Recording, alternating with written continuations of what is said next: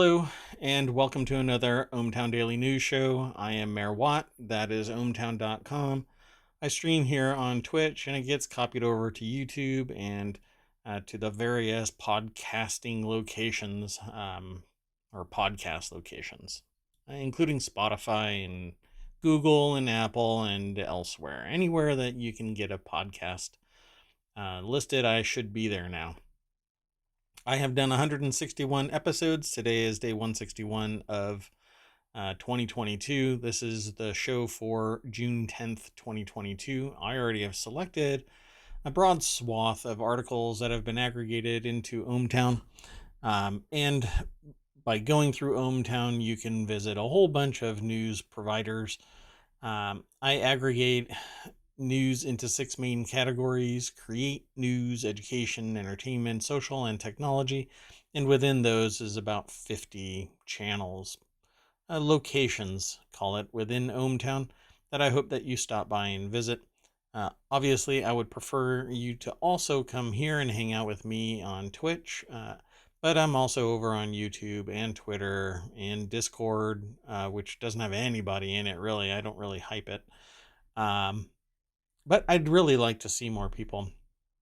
If you find the summary of the news interesting and you want to talk about something, feel free to get in touch with me or come over to Twitch. I do the show at 11 o'clock. Because of some issues within, I'll just say that they are within ohmTown. I've been prevented from doing it on the regular at 11 o'clock, but from now on until sometime around probably September, if not longer. It really depends on how much engagement I get here. I would like to stream more. That said, right now I'm only sticking to the news, and I'd love to see people more often. I might start streaming some games that are kind of chill and allow us to talk, that don't require me to be hyper vigilant. Okay, well, anyway, let's get into today's show. There was actually something else that I wanted to talk about first before we get into the news. It's because there's an article. You know what? Let's just get into the news. It'll be fun.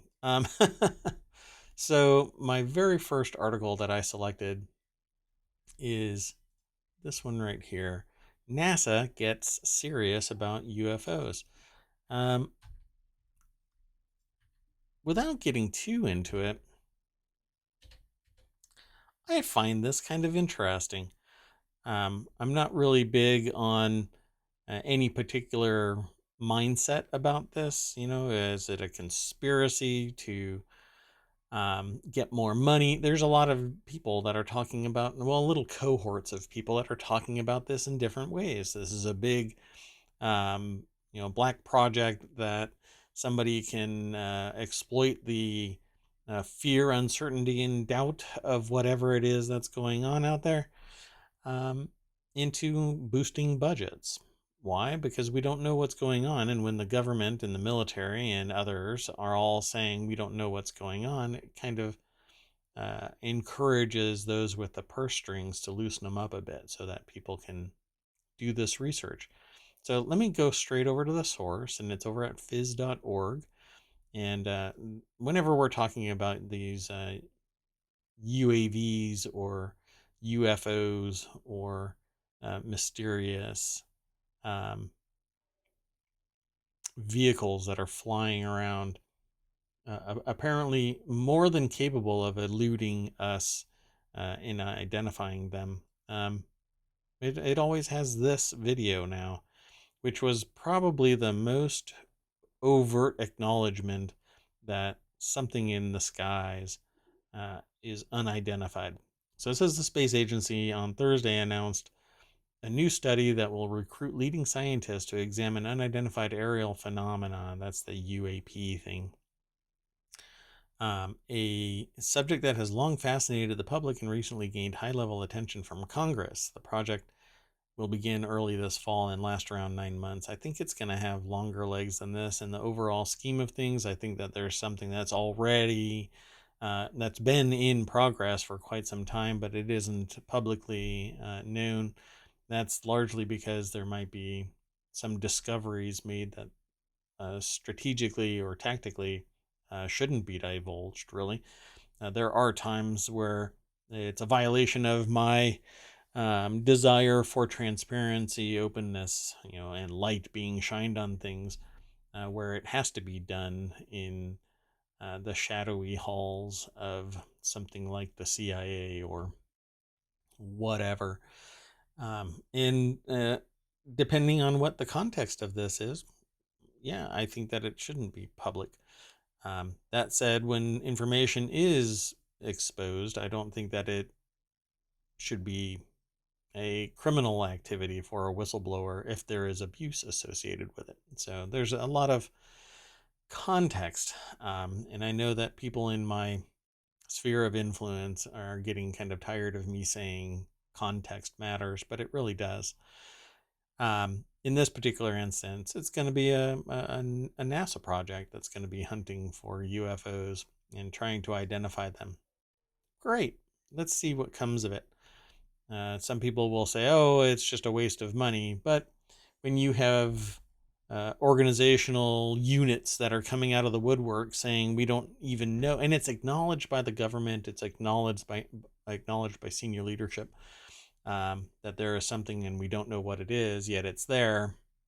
I think that investigation is warranted, even if it is something that is more and more difficult to identify.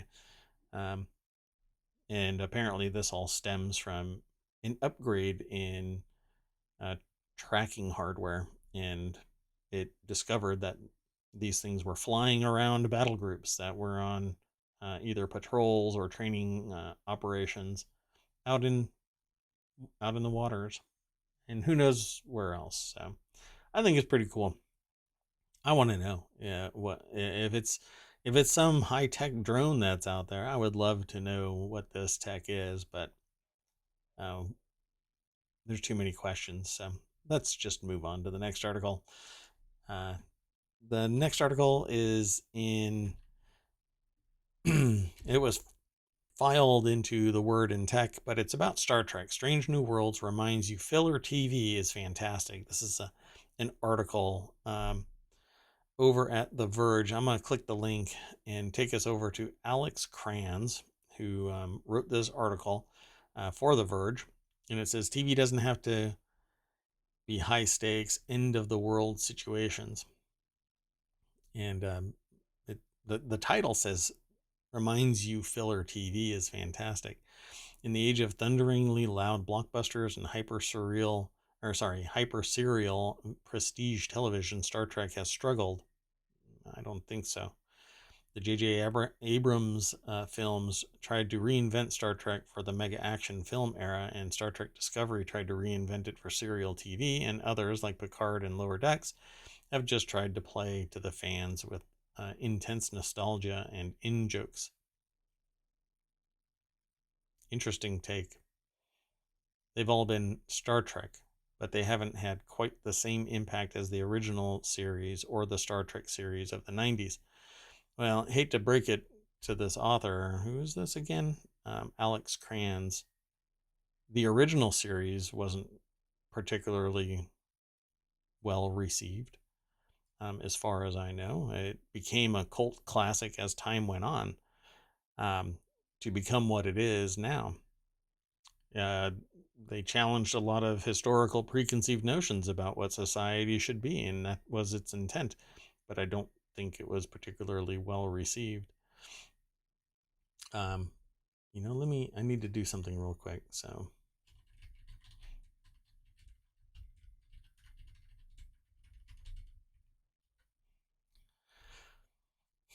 Yeah.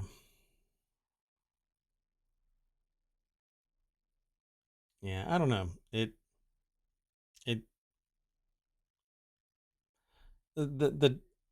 the thing became a thing as time went on. Now, Strange New Worlds. It says here in this article, watching Strange New Worlds feels like watching The Next Generation or Voyager or even the original series. It's Star Trek updated pitch perfectly for 2022, and that's a large part because it knows what we want, filler episodes. And that's really not. this last episode, so season 1, episode 6, um, was spectacular in provoking a response and discussion around the topic of it.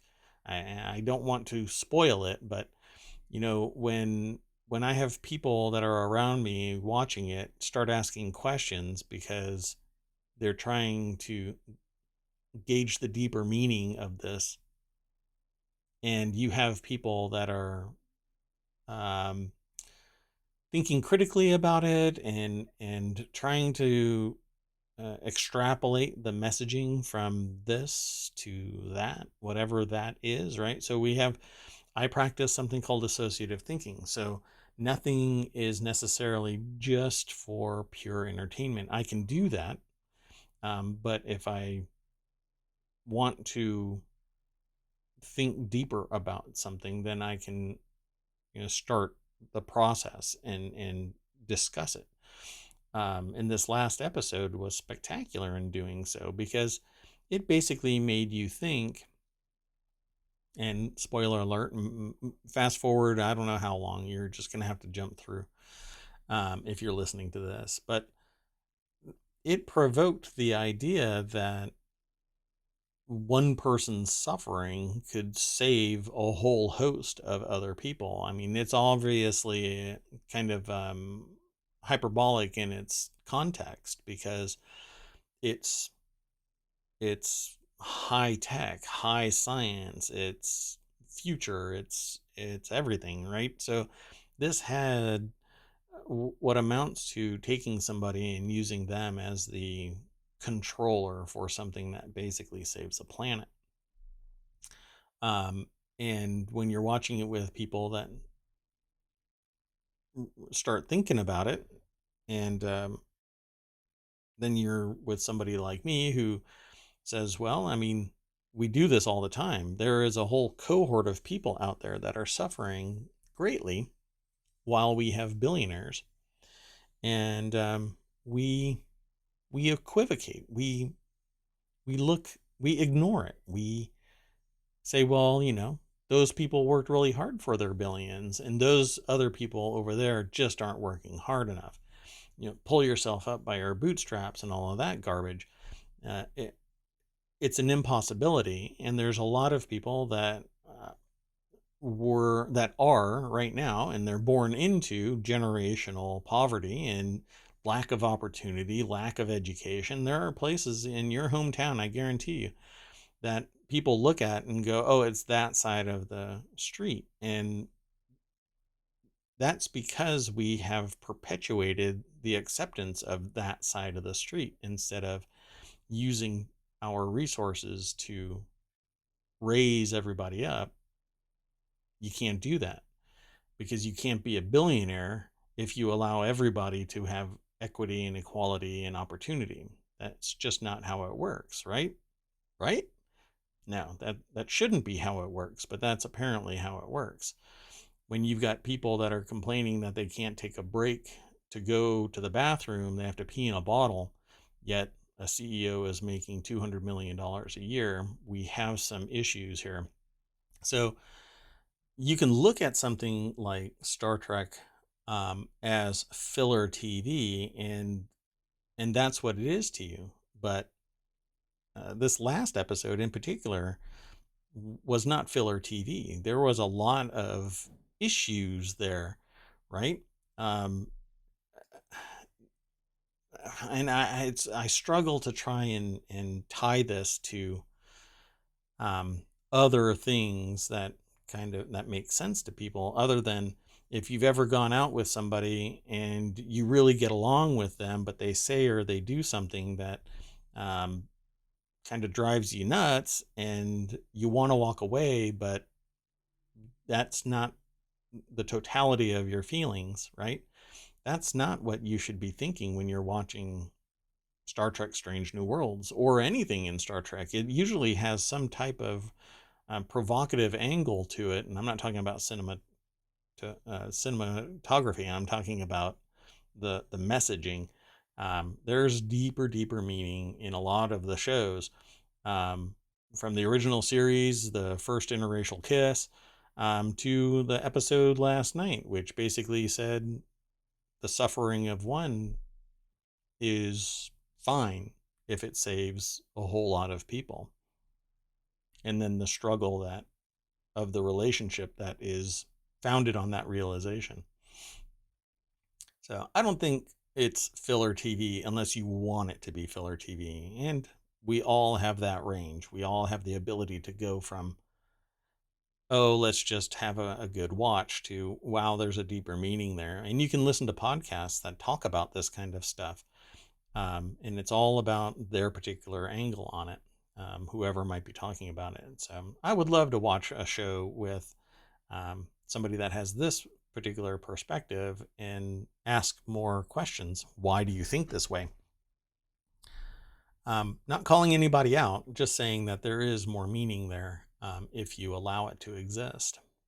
Although I could make a more provocative statement, which is, if we didn't test for COVID-19, obviously there wouldn't be a pandemic, right? Let's go on to the next article.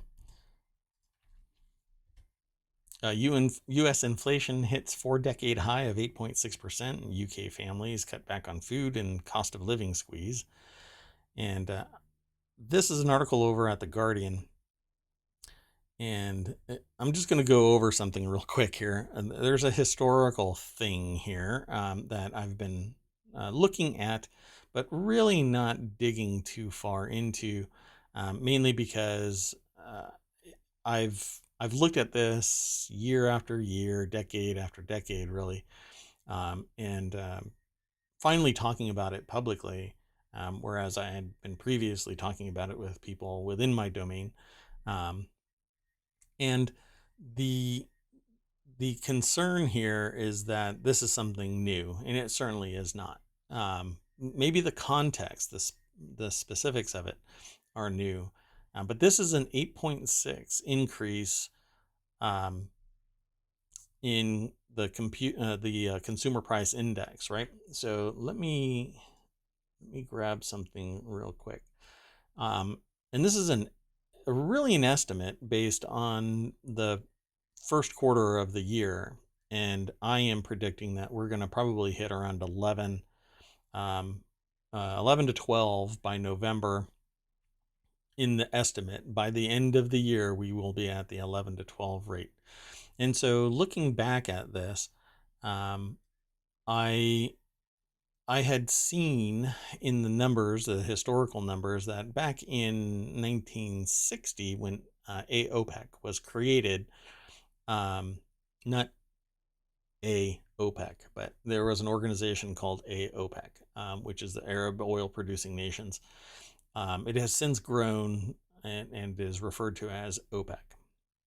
Well, in 1960 is when it was created, and then Nixon provoked a response by OPEC, the oil-producing nations, to put an embargo on the United States, and that caused an oil and gas shock.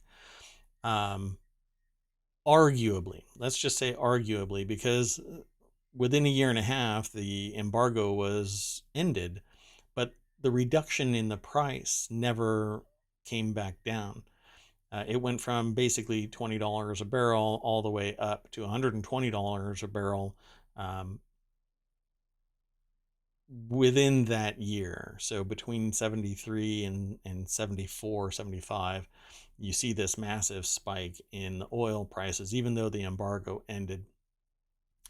And that is largely because people were making money on the oil futures, and at least based on my understanding of it. I would love to have a more meaningful conversation with others if there is somebody that wants to talk about it. But trading in oil became very lucrative for those who had the means to invest in it. And the volatility of oil and gas has never been more volatile than it is since 1973, since the Yom Kippur War, where Nixon gave Israel $2 million, I think it was, and in response, the OPEC nations put an embargo on the United States. And that is the trifecta of where we are now with oil prices being extremely we'll just call it squishy. And right now, crude prices are on par with the time frame of the oil and gas shock of 78, 79, 80, 81. But not yet the peak of the 2008 shock of the 2008 recession here in the United States. So again, my claim is that the reason why we are in this inflationary trend is due to oil and gas. That's it. It's profit taking over the decline from 2019, 2020, 2021, even though they got record profits. And for whatever reason, now is the time. And so I had said a couple of days ago that I predict that this will continue for 10 years. We will still feel these effects of inflation for 10 years. And the consumer price index is matching that prediction because it's, to me, it's following the same trend of the 1973, 74, 75 and on period all the way up to 83, from 73 to 83. There was a rapid increase in the CPI following the effects of the oil and gas shock. I don't think that the prices will decline. It will continue. Okay, so this is the fastest rate in 40 plus years. And this is an estimate. This is not the real number. This is an estimate, 8.6. Inflation. And I think, again, by the end of the year, it'll be closer to 11 or 12. So let me continue on with the next article. There was some ruckus yesterday when Congress held hearings, basically, regarding, and it's really they're divulging the information that they have acquired since the 2020 election.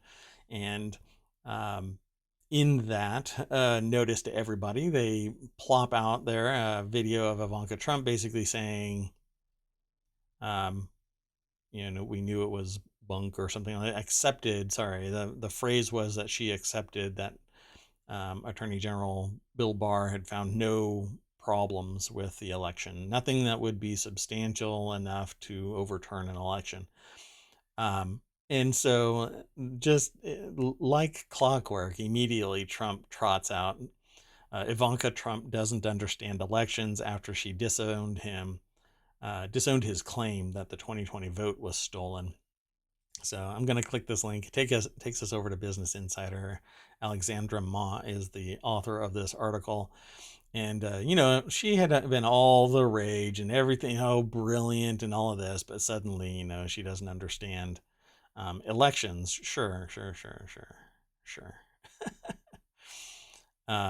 She said she was swayed by former Attorney General Bill Barr, who rejected pressure from Donald Trump to endorse his fraud claims. Barr has separately described those claims as BS.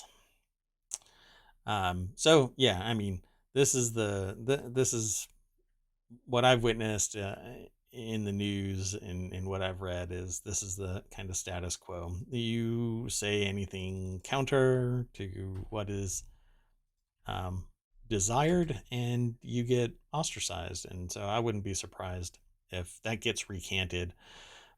So you're either lying to Trump or you're lying to Congress. One will land you in jail. Although if you're wealthy and white, I doubt you'll end up in jail. And politically connected, by the way. So let's continue on. I don't want to end up in this too deep today. The next article is over in the Hatch Ideas channel. Job cuts hit cybersecurity industry despite surging growth from ransomware attacks. I'm just going to click the link and it takes us over to CNBC and an article by Ari Levy and Jordan Novitt. Security companies are seeing, pardon me, 1 second. Yes, I'm going to leave all of this in the show. Cybersecurity companies are seeing record growth as ransomware attacks increase and businesses bolster spending to protect their data. Usually large businesses are doing that, not small businesses. They don't have time or money for somebody that's focused on cybersecurity. And that's why each state really needs um, a, a state driven auditing service that can help facilitate small businesses mitigate their risk to cybersecurity concerns. Um, I would love to do that as a service from my business, but um, the cost right now is just too high, and the liability it means that if you rely on some consultant to come in and they don't have the insurance to bear the burden of something when you fall on your face as a business owner and get breached and your customers data gets exfiltrated from your business, you will be held responsible for it even though you made the attempt. If the attempt was still inferior, that liability, you would be liable for the breach, and the people that were provided the audit would be liable for the breach. But there's a whole trail of litigation coming down the line from that.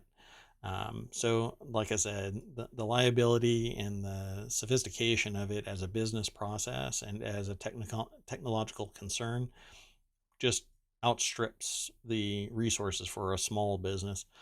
And so, like I said at the beginning of the statement, we need state driven solutions, since that's where businesses are formed within the state, and federally driven data out to the individual states, kind of like what NIST does, NSA does. Um, well, there are policies, there are procedures, but they aren't mandated. There are no audits really, although I think it's coming. It says, however, the plunge in tech stocks and freezing of the IPO market has forced a number of high growth companies to cut jobs. We were not optimized as a business, said Cybereason CEO Lior Div. It says nothing has lowered Cybereason's expectations for growth. Rather, the continuing rise in ransomware attacks has forced its clients to bolster spending on security systems, putting the security company ahead of schedule when it comes to revenue. So why are there job cuts, right? We know that there are something like 100,000 positions that are needed. People that get cybersecurity certifications at the entry level. Really, businesses want people coming out of high school or 2-year college already fully skilled up, and that's just not how it really happens.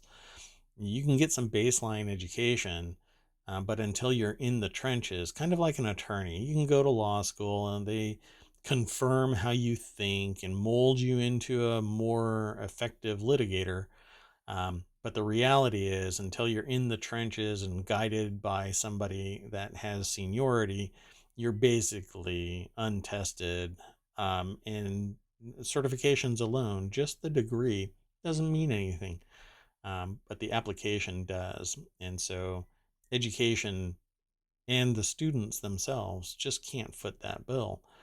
There are baselines, and depending on the school, those resources, and it speaks all the way back to what I was saying previously about you can't have billionaires if everybody has equality, right? So in schools that have a bigger budget, you get better education because there are more resources available, and it doesn't come cheap. In fact, a lot of resources in the tech sector are so expensive that many community colleges in particular can't just do everything that a potential employer wants. So they say the war in Ukraine makes matters worse. The crisis has intensified this year with cyber attacks from Russia on the rise following the country's invasion of Ukraine in February. I think that's opportunistic. And there's always, it just takes motivation, and people feel empowered when they have the ability to look back and say, well, this is why I'm doing it and everybody else is doing it. Well, no, that's not really how it works. It's still a crime. Let's continue on to the next article. It's over in the Law Nerd channel. Lawyer is happier and better paid after quitting her job to become a pet psychic. A Philadelphia lawyer who was miserable with her $75,000 a year job as a real estate lawyer couldn't be happier after switching careers. This is over at abajournal.com. And it's written by Deborah Cassens-Weiss, who to me might appear as the primary writer for ABA Journal. My goodness. Every time I aggregate something, it seems to come from Deborah Cassens-Weiss. Anyway, I love this. If you are an attorney and you aren't interested in your job anymore, maybe you can be a pet psychic. She charges $350 per hour and makes more money than she did as a lawyer. Baskinaz offers psychic readings as well as training for people who want to learn how to communicate with their pets. Baskinaz asks for a photo of the animal before the reading, along with information on its name, gender, and names of the people the animal lives with. During the reading, Vasquez studies the animal's photo and telepathically asks a series of questions. When I'm communicating with the animal, sometimes I see images flash across my eyes, or I'll hear particular phrases, she said. I don't hear their accents or tone of voice, but I can always sense their personality. Do you know how good that would be if you were in the courtroom? I'm sure everybody would totally buy into the idea that you are speaking with pets. I'm going to move on. $350 an hour. I need to reconsider my life choices, folks. This next article is in the Order of the Grape channel. Basically, it's a group for those who are interested in wine. Welshman breaks Guinness World Record for most pubs visited in a day, but there's a catch. I'm going to click this link because this article is aggregated kind of weirdly. This is an article over at VinePair by Nicolette Baker. And it says on February 5th, Jareth Murphy, 29, beat the Guinness World Record for the amount of bars visited in 24 hours by one person. His venture included 56 pubs throughout Cardiff, the capital city of Wales in the UK. The person is an IT professional, started with a lemonade at 10 a.m., weaving his way through the city to nearly 300 weaving his way through the city's center's nearly 300 pubs and bars within the half-mile urban area. He concluded at 9:26 p.m., telling Guinness World Records that the challenge was the hardest thing he's ever done in his life. Let me see something here. Murphy's February 2022 quest beat out the previous holder, Matt Ellis, who visited 51 pubs.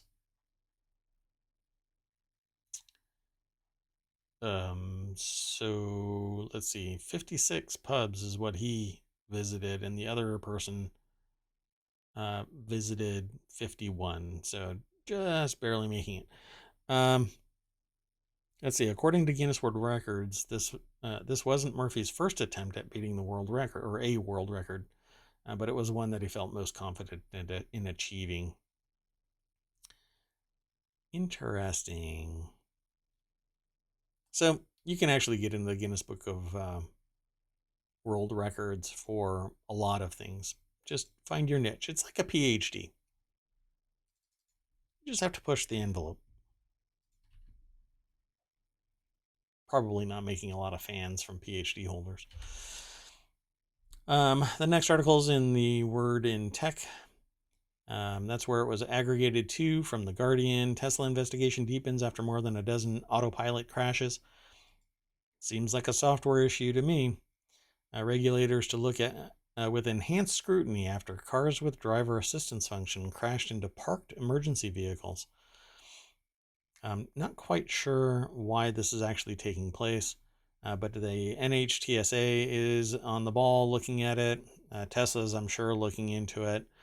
But it says after more than a dozen Tesla cars crashed into parked first responder vehicles over a period of 4 years. I actually saw a video of one of these where the Tesla just didn't stop. The next article, let me stop that and move on to the next one. This next article is in the Mobile channel, and it's superworms capable of munching through plastic waste. So I'm going to click the link, take us over to phys.org, and these are the worms. This article is at phys.org by Issam Ahmed, and it says styrofoam munching superworms could hold key to plastic upcycling. Scientists at Australia's University of Queensland have now discovered that superworms, the larvae of Xephobus morio, darkling beetles, are eager to dine on the substance, and their gut enzymes could hold the key to higher recycling rates. Excuse me. Chris Rinke, who led the study that was published in the journal Microbial Genomics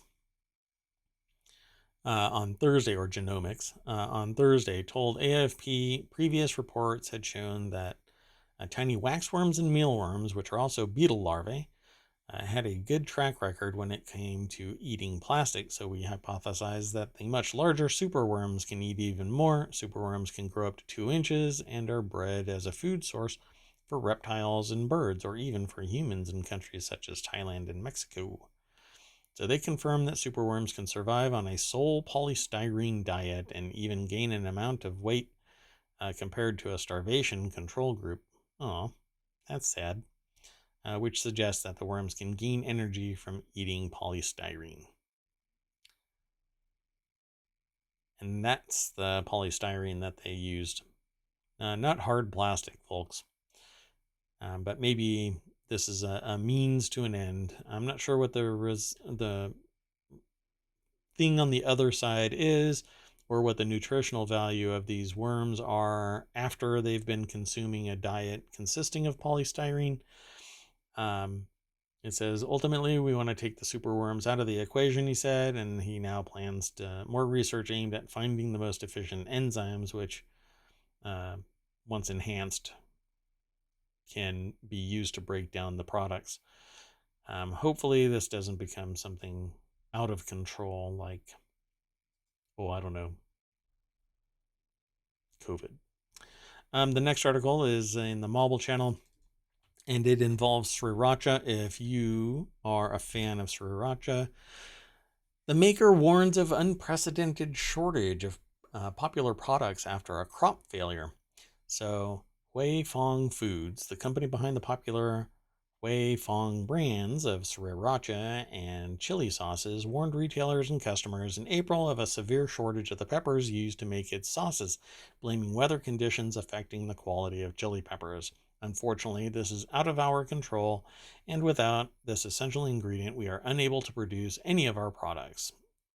Due to the shortage, basically things are going to be sold on the black market, and I'm pretty sure that you'll be able to buy it, but it'll be $1,000 a bottle. I don't know for sure what it's going to end up being. Anyway, this article is over at thehill.com, written by Braden Stamps, Michael Bartiromo, and Nextstar Media Wire. Interesting. So let's see if there's anything else in this article that you can go and glean. There's always substance of some kind. I don't know how deep it'll be. It says it's possible a chili shortage could have wide-ranging impacts on supermarkets and restaurants, as Sriracha-style sauces are not only used independently, but also as an ingredient in many other spicy condiments like spicy mayo and etc., etc. So, again, I come to the conclusion that we need vertical farming inside warehouses that aren't as susceptible to environmental impacts. As long as it's done right and you plan properly, you can grow pretty much anything. It will take power, but if you use solar power or wind energy or any other source of energy to activate lights, you can get a pretty darn good yield. And all it takes is planning and some hard work. Okay, so and even in the mega proportions that are required, it can still be done in a protected environment and vertical instead of. It just takes us changing the dynamic instead of relying on the nutrients that are born in the soil, and we actually pump nutrients into the soil just to be absorbed, and then it all gets burned off by evaporation and insects and other things, fungus and whatever else. Um, you really can control all of that in a more lab-like environment of a vertical farm. This next article is over in the continuity report. Let me just continue on. Get through this set of news, and you can go on about your day. But I'm happy to stay and talk if there's anybody in my chat. This next article is in the continuity report. Be the Ghostbuster. Sony is bringing 2 new VR games immersing you in Spectre fighting training to 400 locations this year. I'm just going to click this link and pull us over to variety.com and an article by Todd Spangler, which is awesome considering Ghostbusters. Anyway, it says, don't cross the streams. Sony Pictures Virtual Reality is gearing up to launch Ghostbusters VR Academy, which will let fans of the 38-year-old movie franchise train to become Ghostbusters themselves. Ghostbusters VR Academy is slated to be available globally at Hologate's 400 locations by the end of 2022. That's pretty darn limited in its reach. I would love to have this. One of the problems that I have with a lot of things that are interactive is there is no resistance on the other side. So there's nothing that's going to be pulling on my VR Ghostbuster proton accelerator, or my proton pack. There isn't going to be anything that is immersing me with some type of a physical response if I lay down a ghost trap or get slimed or whatever. There's nothing there. It's one of the problems that I have with VR sword fighting. There's no resistance. There's nothing hitting my sword for me to have to walk away from, step back from, reset, or parry off of so that I can actually do more realistic sword fighting. It just doesn't exist. And we may never get to that point. I don't see the physics ever becoming that perfected. That said, I think anything that increases that immersion in a VR environment would be great. I just think that I'd like to have it locally, right here in my office, instead of having to go to some other location. If I can afford the equipment, I might as well be able to do it at home. Not trying to turn everybody into a shut-in, but for crying out loud, it's software and hardware. Unless there's something proprietary in there, let us all have it. At least purchase it, rent it. I don't know. Do seasons so that we're always paying into it. I don't know. I'd rather I'd rather pay a monthly fee and have access to it and updates than have to go periodically to some place.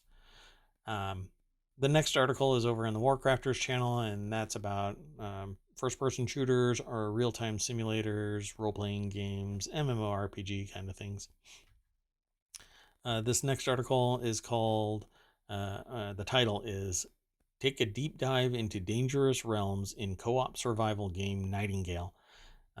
This is coming out at some point, but I'm not sure when. I am on the list. I'm hopefully going to be asked to be a beta tester. That would be great. But it says, just make sure you craft enough weapons to deal with what you find inside. So it's basically kind of like a steampunk, Victorian steampunk world where humans discovered magic and started messing with portals to Strange New Worlds, which is not the Star Trek Strange New Worlds. Now you've become trapped in a distant realm filled with magic and monsters, and there's only one way to survive. Get crafty, chopping trees, chipping at boulders, hunting for food. It's a co-op base builder, MMO style game, actually. And I would love for it to get launched because I love steampunk. At one point in my existence, I wanted to reshape my house inside and hint at it outside that it was more steampunky in style, Victorian, but I don't have a Victorian house. So I am postponing this. It may never even happen. But I love even that anachronistic kind of lifestyle where you are taking on the steampunk mythos.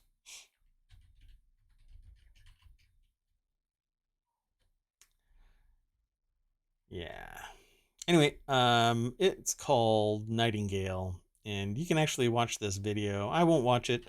I typically don't play other people's media on my channel or in the podcast or anywhere really. But I do encourage you to go over, follow the link, go through ohmTown to these other locations, and basically the whole world branches off of the streets of ohmTown.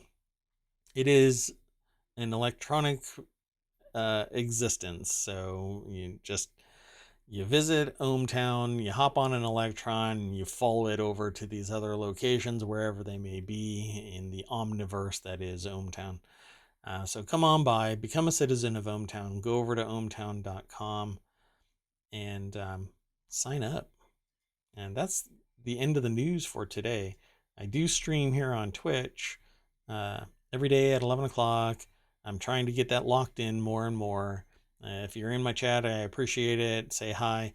If you're not, then come and visit me. I would really like to have some real-time interactions. I don't run around and advertise though, so I really am just asking people in my stream or via my stream, via YouTube, via Twitter, via the various podcast locations. Come on over, visit twitch.tv/ohmTown and hang out with me and talk about the news. The first hour is basically me throwing some soapboxing out there and my perspective, my experience and wisdom, arguably valuable to some and not to others. You know, in my career, I've helped a lot of people with whatever concerns they might have. And now I'd like to do it more in real time here on Twitch. So come on by and hang out with me. Like always, I go over to the front page and I refresh it, and because of my time frame and the way that my aggregator works, it seems to always be grabbing content for the jewel crafting channel, which has yet to launch, and I don't know if it will remain as a public channel versus just me being interested in it. I don't really grab a lot of content from the channel at this point. But it is a channel that I want to bring to Twitch. So if you're interested in jewel crafting or making, then get in touch with me. Maybe we can work something out. I am happy to facilitate this. I don't think that I can be available for every single channel of the 50 shows, considering the time that it takes. Once a week, folks, once a week, each of these shows I want to bring to Twitch and YouTube after Twitch. If Twitch doesn't, you know, I don't know. I've been doing this for 161 days now, so it's a lot of fun, and I'd really love to have somebody to bounce this discussion off of here in the stream, and not and have more for you to talk about. So anyway, enough rambling. Thank you very much for coming, and I'll see you tomorrow, 11 o'clock. Bye-bye.